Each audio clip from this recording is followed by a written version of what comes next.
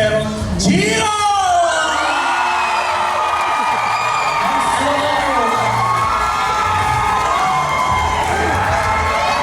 Wala. Binayad ko eh. Bayad ka. Alright! Next! Our Charming! Oh, Charming. Buti pa siya, Charming. Marco!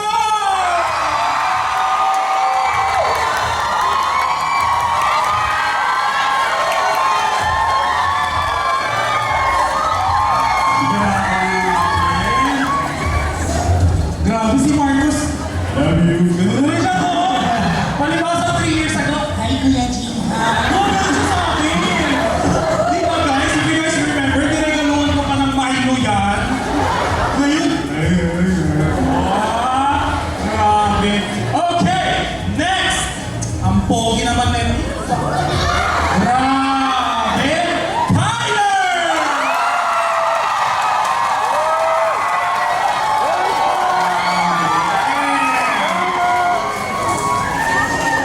Next, we have P. Ay, tawag niyo, no? Winston!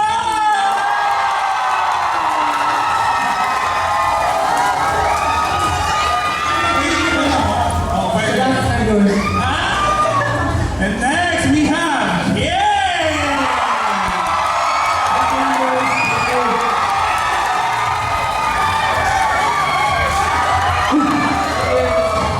kamag-anak mo? Kamag-anak. Okay, makes sense. Okay, wala man siya dito, but of course, Horizon will always be 7, right? At dahil dyan, Raystar!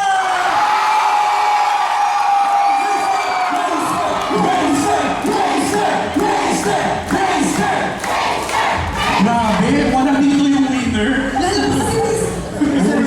dahil dyan, wala tayong ganun. Sorry guys. Gino!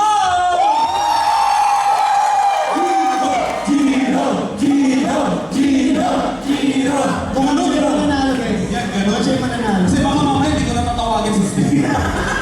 Alright, grabe. That's what I'm talking about, guys. This is exactly what Horror Wave is all about. Different biases, one way, one family. Right, and of course, if you think that was exciting, the wave is only getting bigger and bigger from here because we're just starting.